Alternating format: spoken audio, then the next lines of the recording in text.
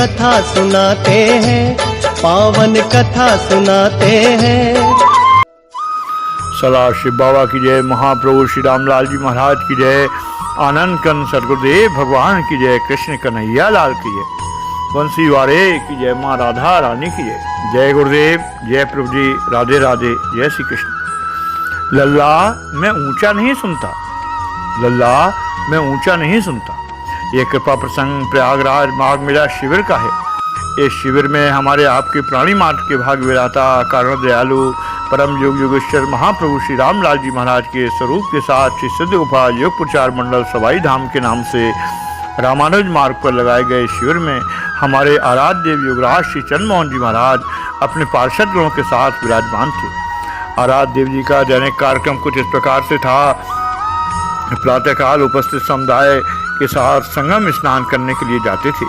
साथ जाने वाले पार्षद गण एवं हमारे गुरु भाई बहन श्री सतगुरु जय जय, श्री सतगुरु जय जय, श्री रामलाल जय जय, अखंड ज्योति प्रभु रामलाल जय जय का जयकारा लगाते थे। हम स्नान के बाद यही जयकारा लगाते हुए शिविर आश्रम में आकर दादा गुरुदेव महाप्रभु श्री रामलाल जी महाराज को साष्टांग प्रणाम अर्पित करते थे।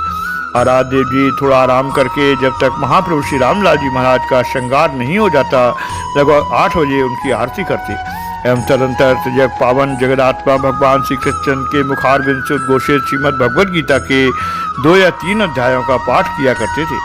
उसके बाद अनाथों के नाथ श्री सतगुरुदेव जी महाराज पाठ किया करते थे। पाठ किए गए अध्यायों का सरल एवं सुबोध भाषा में सारांश बोध कराया करते थे। थोड़े समय के लिए सबको ध्यान में बैठने का आदेश भी दिया करते थे एवं कभी कभी स्वयं भी वहीं बैठ जाया करते थे। लगभग 9 बजे सबको अल्पाहार नाश्ता अपने करकमलों के द्वारा वितरित किया करते थे। सबसे पहले अपने पार्षद गणों को अल्पाहार प्रदान करने के बाद सभी आगंतुक भाई बहनों को अल्पाहार दिया करते थे। उनके नाश्ता बांटने का क्रम तब तक चलता रहता था जब तक नाश्ता लेने वालों का आना बंद न हो जाए। कभी कभी ऐसा भी होता था कि इस पुण्य क्षेत्र में आने वाले अन्य धर्मावलंबी आकर अनाथों के नाथ के करकमलों से अल्पाहार ले लिया करते थे। श्री अनाथों के नाथ इतना अल्पाहार प्रदान करते थे कि साधक का भोजन ही पूर्ण कहा जा सकता है। श्री प्रभु जी के नाश्ता वितरण में एक दिन परम अलौकिक घटना घटित हुई जिसका विवरण यहाँ पर निम्नानुसार दिया जा रहा है। संभवतः अमावस्या के दिन की ही घटना है एवं ऐसे घटित हुए करीब 20 वर्ष से अधिक का समय हो गया है। उस दिन लगभग 150 लोग कैंप साधना स्थल पर उपस्थित थे। उस समय हमारे सवाई धाम कैंप साधना शिविर के भोजनालय कर्मियों में आदरणीय श्री मुन्ना भाई जी प्रमुख थे। उन्होंने श्री गुरुदेव भगवान से आज्ञा लेकर अल्पाहार के लिए चना बनाया था।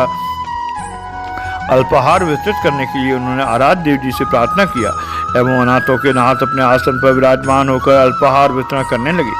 अल्पाहार तो मात्र 150 आदमियों को लिए तैयार किया गया था, मगर अल्पाहार लेने वालों की संख्या श्री मुन्ना भाई जी के अंदाज से लगभग 200 के आसपास थी।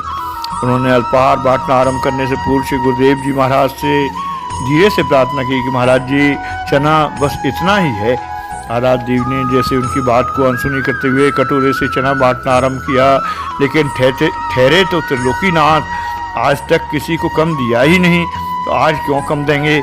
हर किसी का कटोरा भरकर ही देते रहे और बीच बीच में किसी की थाली पकड़कर उसमें 2 कटोरा भी डाल देते थे और उसे अपनी मनोहर मुस्कान के साथ आज्ञा देते कि लल्ला पूरा चना खा लेना, न तो छोड़ना न किसी को इसमें से देना।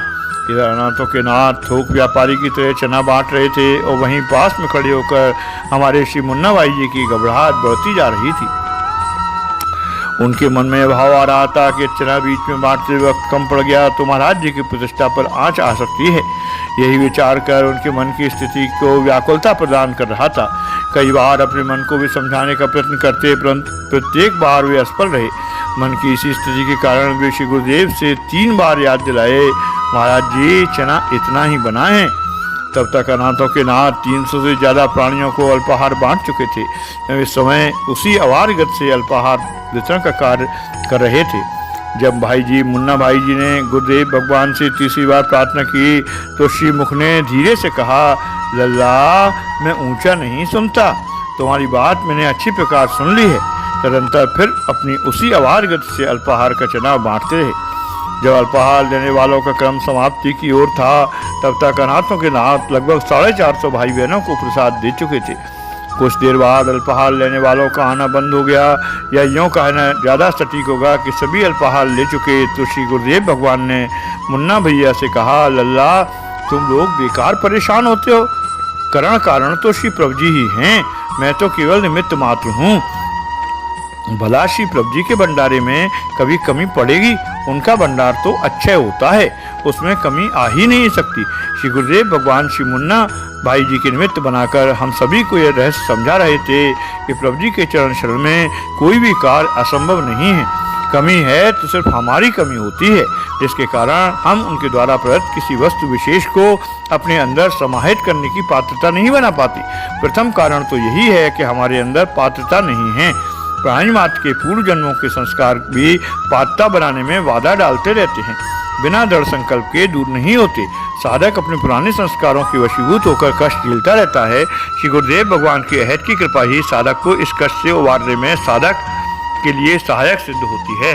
ओम अकर्तोम अथवा न कर्तों की ताकत के अधिष्ठाता श्री गुरुदेव भगवान अपनी करुणा कृपा द्वारा साधक एवं अपने शिष्यों का कार्य जब उसका कार्य संपन्न करते हैं, तभी साधक फिर नए सिरे से नए उत्साह के साथ आनंदमय तरीके से साधना के प्रति जागरूक होता है, वरना उसकी साधना वहीं रुकी रहती है।